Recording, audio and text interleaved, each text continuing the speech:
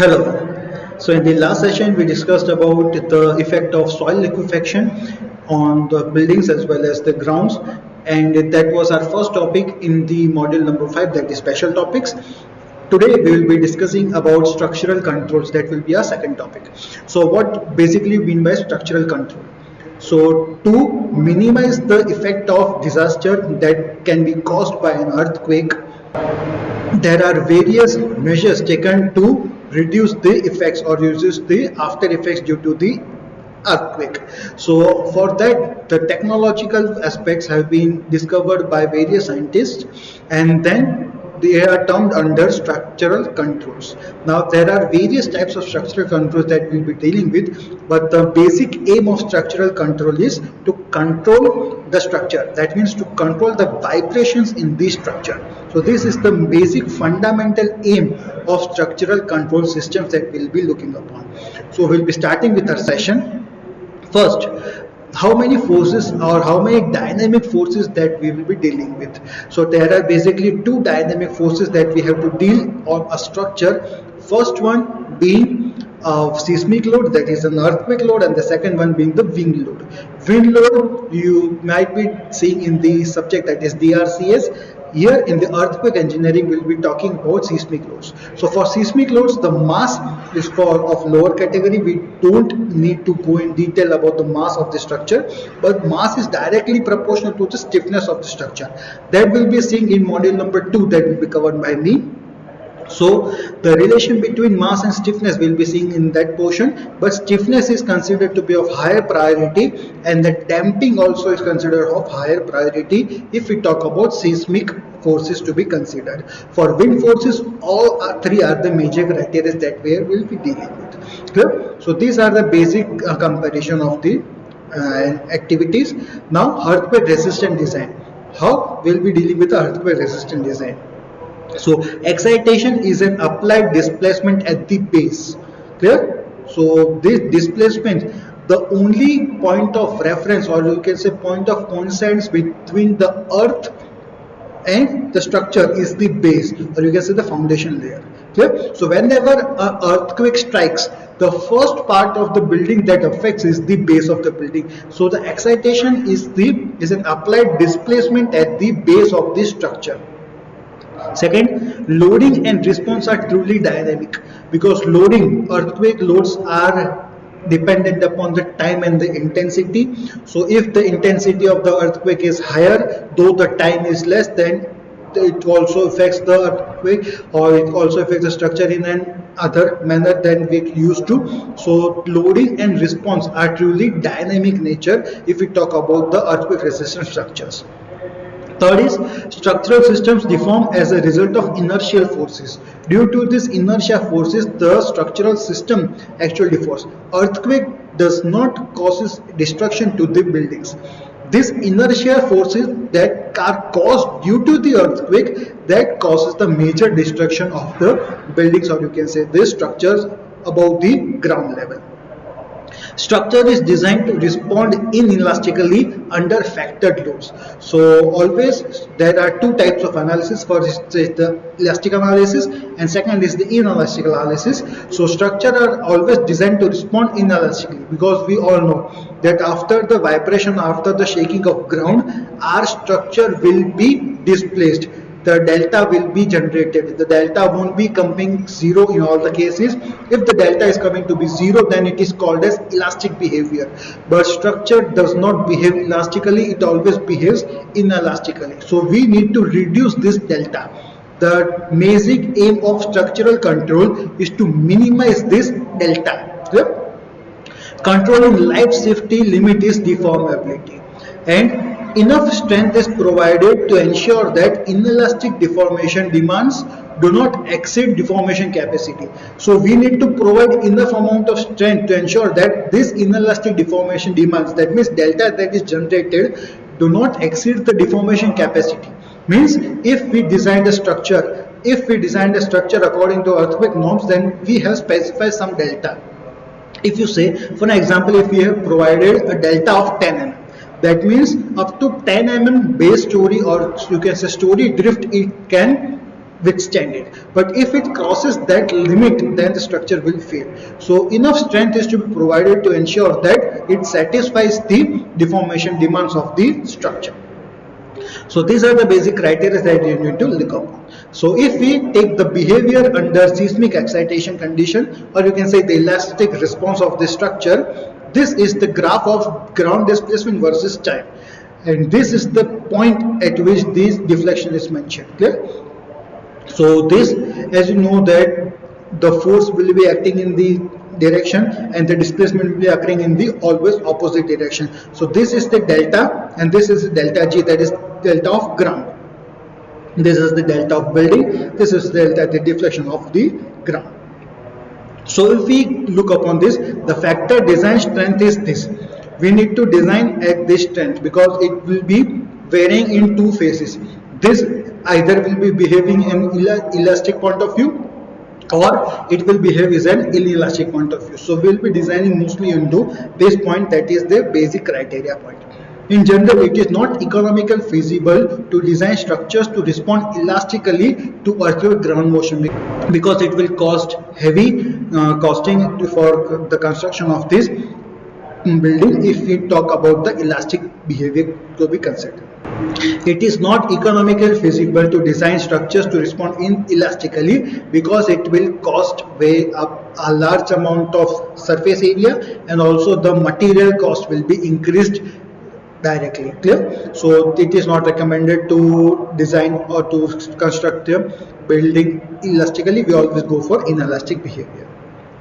Then moving across, seismic protection of structures. So seismic protection of structures are mainly divided into two parts. The first is the traditional technique.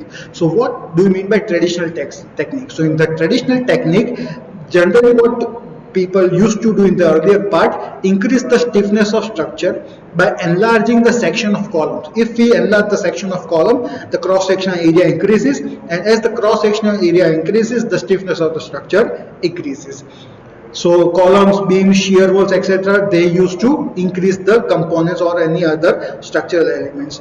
But during the recent phenomenon, with the technology come into picture, the modern approach is being used. So what does modern approach means? So by installing some devices that are some mechanical devices that we call as structural controls, mechanisms, substructures in the structure to change or adjust the dynamic performance of the structure. So by using additional tools, we are reducing the story drift, or you can say we are reducing the base shear, and thereby the horizontal displacement of the building is being reduced. Okay? So this is the modern approach. We call it as our structural controls. So basically, how or what are the methods of structural control? So there are basically four methods of structural controls. The first one is passive control system. Second is active control system. The third is semi-active control systems, and the fourth is hybrid control systems. We'll be dealing with each and every part. So we'll be starting with passive control system. So passive control system is again bifurcated into two parts. The first is base isolation method that we'll be seeing in this lecture, and the second is passive energy dissipating, or you can say PED devices. These are the two generally used, or you can say cheapest form of structural control devices that have been used for an earthquake resistant structures. We'll be starting with base isolation method. Some of you might be knowing it, what is base isolation. We'll be going in depth that what actually is base isolation method. So base isolation, as you can see here, this is an actual photograph of the Bhuj hospital that was constructed after the 2001 earthquake. So the newly formed Bhuj hospital has the base isolation installed in it. So it introduces flexibility in the building, and the building is rested on flexible pads. As you can see here, this can be of lead, rubber, etc. So these are the flexible pads on which the entire building is resting. When earthquake strikes, building does not move. Building doesn't move, or you can say the superstructure does not move, only the foundation keeps on moving with the ground. Yeah? The superstructure remains intact. It is suitable for hard soil only. This is the drawback of our base isolation method, that it can be applied only if the hard soil strata is being found. So if we look at the comparison of various things, this first one is the conventional structure without any use of dampers or anything. These are the dampers that we'll be seeing in the next lecture. These are our base isolation method, and this has the base isolation with an additional effects. Clear? So we'll be using, or we'll be seeing this third row, you can say third column in our video. So basically what happens? So when the ground acceleration starts, the conventional building with no additional iteratives has the maximum floor acceleration and the maximum inter-story drift. So the possibility of collapse in the first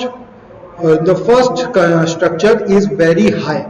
Whereas if we talk about maximum floor acceleration and maximum inter-story drift for our building, that is our this base isolation structure, then only the ground moves with the pad, that is our base isolation. The upper story, or you can say the superstructure, does not move or does not have a delta, that is a story drift. Clear?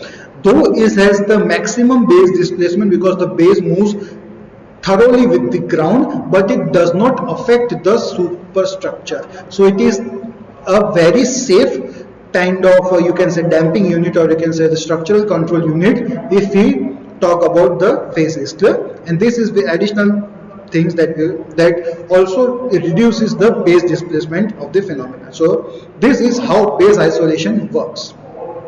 So now we'll be talking about how many types of base isolator are being seen in the market. So first is elastometric and lead rubber bearing. So as you can see here, this is the elastomeric and lead rubber bearing base isolator that are used in the markets, frequently used for base isolation. These are the most common, made of rubber sandwiched together within steel. So these are two rubber paddings, which is, as you can see here, these are the two rubber paddings which is sandwiched between a steel. Very stiff and strong in vertical direction. It can carry huge amount of loads in the vertical direction, and also it is flexible in the horizontal direction, means it can move across in the horizontal direction without being displaced or without the superstory being displaced. Clear? So this was the first type. Second type is spherical sliding isolator. So as you can see here, this is the spherical sliding isolator. Here a sphere type of object is being used, you can say bearing type of object is being used.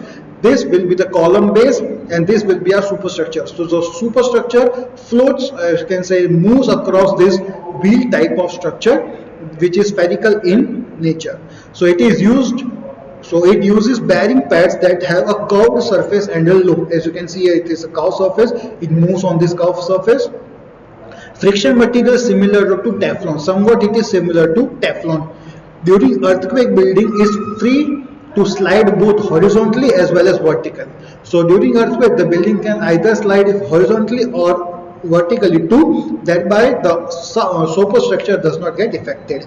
It returns to its original position as earthquake stops, though it is moving when the earthquake comes, but after moving constantly, it will return to its original position after the earthquake has been stopped. So this is the spherical sliding isolators. The third one will be low damping or natural, or you can say synthetic bearings. Clear? So these are the synthetic bearings. Linear behavior is shear for shear strengths up to and exceeding 100%. Damping ratio of 2 to 3%, means whenever there is a damping ratio of 2 to 3%, we can use this type of base isolator. The advantages is that it is simple to manufacture, it is easy to model, and response not strongly sensitive to rate of loading, or you can say history of loading. Disadvantage is that needs supplemental damping system, means this structural control itself will not withstand heavy amount of load. Along with this, we also need to use another mechanism to have a complete grip on the resistance of the our forces. Clear? So the last one will be lead rubber bearings. So here the lead rubber bearings, the damping of the lead plug bearings varies from 15% to 35%. Means if the damping ratio comes out to be 15% to 35%, then we can use lead rubber bearing type of system. The performance depends on the imposed lateral load. Means how much lateral load is there or how much lateral load is being imposed, the performance will be dependent accordingly.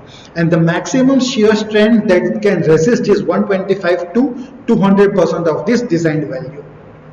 So behavior of building structure with base isolation and with our conventional structure, as we saw in the video itself, the conventional structure that means the superstructure moves along with the base, whereas if the base is isolated, only the base moves when the earthquake occurs, the superstructure remains intact at it was previously. So if we talk about the graph, then it is a pseudo spectral acceleration, that is G, versus spectral displacement in inches. So if we talk about, these are the dampings, 5% damping, 10% damping, up to 40% damping. This is for the conventional building, and this is by using our base isolation. So as we can see here, there is a decreased shear force and increased displacement.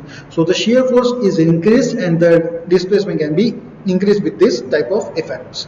And the next one will be increased period of vibration of structure to reduce the base shear. So if we talk about, this is the part T1 that is without isolation, and this is the T2 with isolation. So you can see here, this is the conventional building. The base shear is maximum in the conventional building, so there is huge amount of story drift occurrence.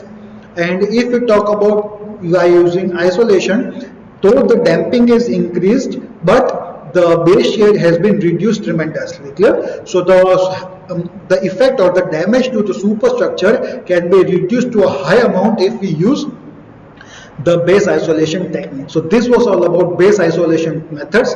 Next structural control methods we will be seeing in the further lectures. Thank you.